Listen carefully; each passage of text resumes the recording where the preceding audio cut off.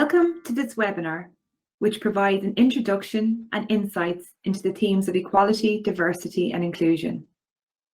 These insights take account of research and are drawn from inspectors' findings in early learning and care settings, as well as the guidance provided by inspectors to settings to promote improvement. All of the advice provided in this webinar should be considered in light of the prevailing public guidelines, which apply in educational settings.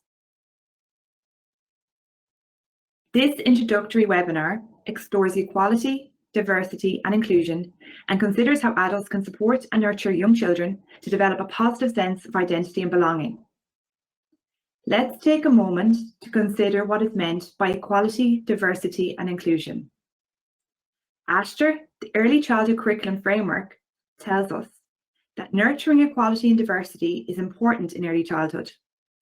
Promoting equality in early learning and care settings is about supporting every child to participate equally and providing opportunities to help him or her to fulfill their potential.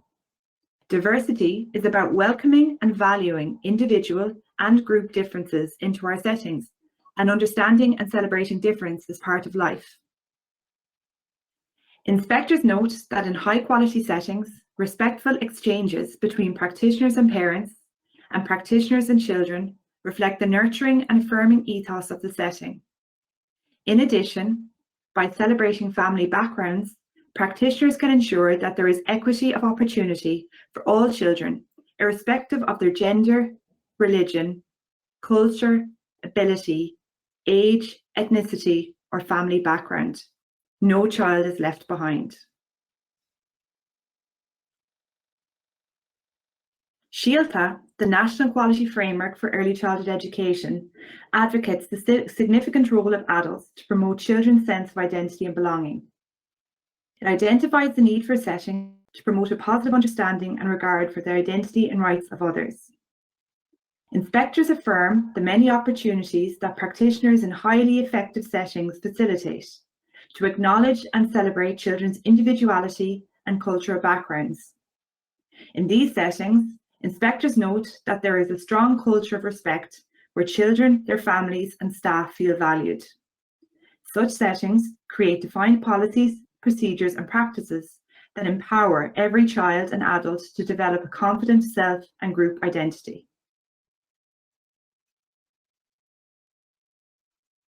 The Diversity, Equality and Inclusion Charter and Guidelines for Early Childhood Care and Education supports early years practitioners to explore, understand and develop an inclusive culture. The Charter and Guidelines promote the anti-bias approach. This approach celebrates difference and challenges the effects of inequality on particular children, families and communities. It asks that everyone working in settings proactively supports all children's meaningful inclusion. It recognises the importance of supporting majority adults and children to be comfortable with difference. We all understand how good it is to feel that sense of belonging. Inclusion, as defined by the Diversity, Equality and Inclusion Charter, is where each child is welcomed in an education environment and included on equal terms, where they feel they belong and progress to their full potential in all areas of development. Inspectors often see how practitioners have organised the learning programme and adapted the physical environment to promote all children's meaningful participation. In these settings, inspectors note clear evidence of curriculum planning that supports differentiation to meet the emerging needs of children. Learning experiences are planned with a focus on individual children's interests, strengths and needs. Inspectors affirm practice where the child's voice is listened to, acted upon and their choices are respected, as these strategies support children to actively participate in their learning. Children thrive when they experience warm, nurturing and responsive interactions. Let's consider a vital element of inclusive practice that inspectors frequently commend. That is the use of a key person approach. This key person develops a secure relationship with a small group of children and acts as the link between the setting and their parents. Inspectors find the successful use of this approach promotes consultation and collaboration between practitioners and parents. Close engagement with parents successfully supports the children's learning and development. The Department of Education's Quality Framework for Early Years Education Inspection is informed by the principles of ASHTR and SHIELTA, as well as national and international research. It incorporates the key elements of best practice in early learning and care settings and categorises provision under 4 broad interrelated areas. ASHTR emphasises how important it is for children to learn in a setting where they receive support in accordance with their specific needs. This enables them to achieve their full potential. In such settings, practitioners respect and recognise children as individuals with their own life story and self-identity and members of their family and wider community. Such inclusive practice prompts the adult's self-reflection, challenges their thinking, and ultimately improves the learning experiences and outcomes for children. Each outcome in the quality framework has signposts for practice. We will now look at outcome 11, which relates to how children learn in an inclusive environment.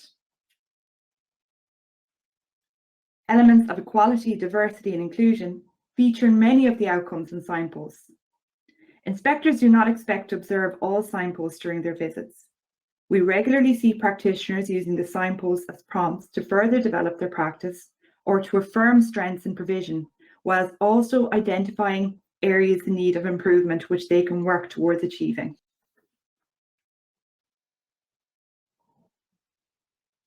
The next 2 slides will look at the systems that settings develop to promote inclusive practice.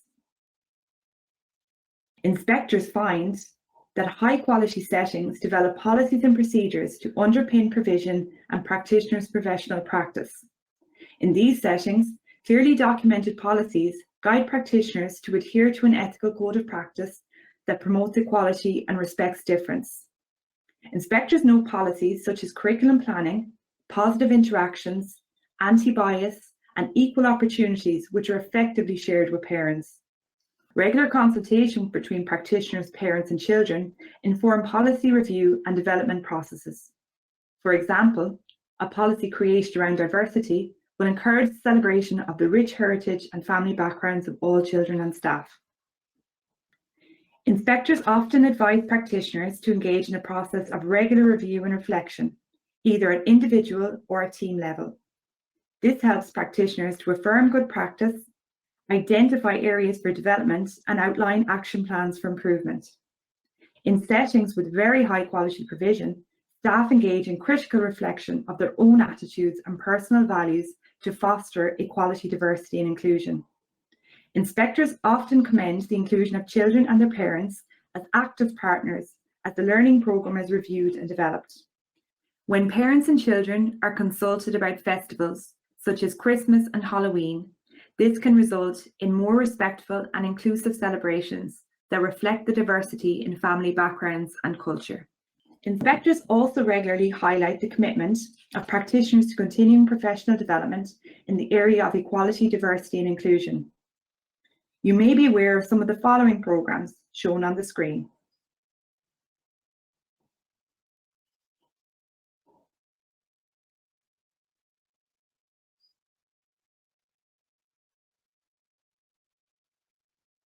Inspectors note the positive impact such training has on early years provision. For instance, in highly inclusive settings, inspectors describe how some early years practitioners have completed the Leadership for Inclusion in the Early Years LINK programme and now fulfil the role of Inclusion Coordinator for the setting. The Inclusion Coordinator takes responsibilities for issues relating to equality, diversity, and inclusion in the setting. From time to time, a setting may require additional assistance from external organisations to further support children with identified needs to engage meaningfully in their learning. For example, an early years specialist from Better Start AIM may provide telephone or on-site professional advice to managers, the link coordinator, and the practitioners. Collaboratively, they draw up an individualised access and inclusion plan for children who receive additional assistance. In some instances, specialised equipment is used and additional practitioners are employed to support a child's specific needs. Inspectors often describe the benefits of highly effective collaboration practices that occur between practitioners and external professionals.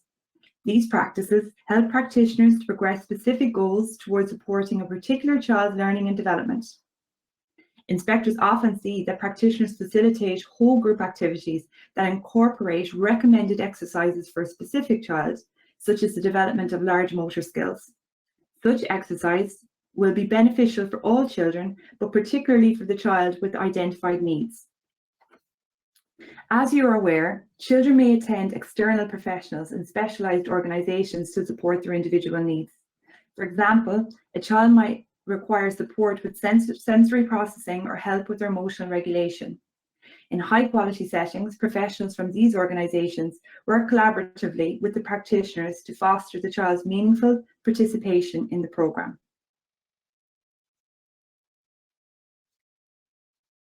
As we have just outlined, there are many people involved in ensuring that settings promote equality, diversity and inclusion. These include children, parents, early years practitioners, external professionals, members of the community and primary school teachers. Children can develop a strong sense of identity and belonging as a direct result of all of these people working together. Where effective collaboration is in place, inspectors note that information and practices are shared between practitioners, parents and external professionals. Such sharing enables everybody to be meaningfully involved in developing appropriate plans for the child's benefit as everyone works towards agreed goals. To acquaint children with their locality, many settings display photographs, books and maps of the local area in their learning environment. Some settings create their own social stories with the children by compiling photographs that showcase local landmarks into a handmade book. Additionally, practitioners skillfully encourage community integration by discussing the roles of different community members and by guest speakers from the locality. The children learn so much about their locality by listening to the local farmer, dentist, hairdresser or primary school teacher talking about their job and how their work helps people in the community. Inspectors often describe highly effective collaboration between settings and community organisations that support parents, especially those parents who are new to the area. These settings provide families with information on useful contact numbers or websites, language supports, parental well-being, parents' networks and other relevant extracurricular activities taking place in the community. To support children's transition from settings to primary school, inspectors often advise practitioners to use the National Council for Curriculum and Assessment's MUSH-Scale reporting template to share information between the setting and the primary school.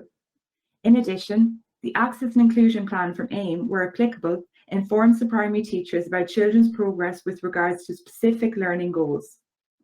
Children who receive specialised equipment through the Access and Inclusion model can bring this equipment with them to primary school. This might be a specialised chair so they can sit comfortably in the classroom, or dedicated auditory equipment so that they can hear most effectively. To further support children's transitions, a comprehensive online resource called Let's Get Ready will be available from early summer 2021. This resource provides information to support the families of all children, including those with additional needs when returning to preschool or school. It explains the differences between settings and primary school for parents and includes information about school procedures. This extract from an Early Years Education Inspection report highlights how this particular setting promotes equality, diversity and inclusion. It also outlines how they value children's individual identity.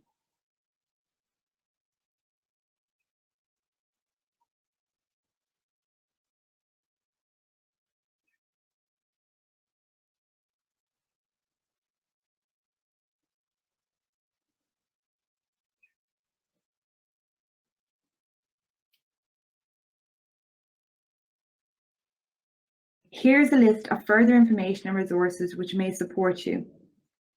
As we conclude, we thank you for listening. We hope this webinar provides helpful advice. If you have any queries or comments, please email us using the dedicated email address.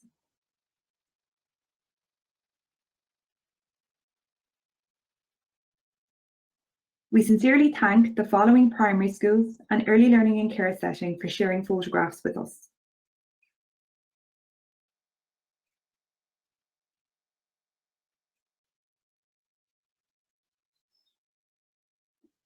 Thank you.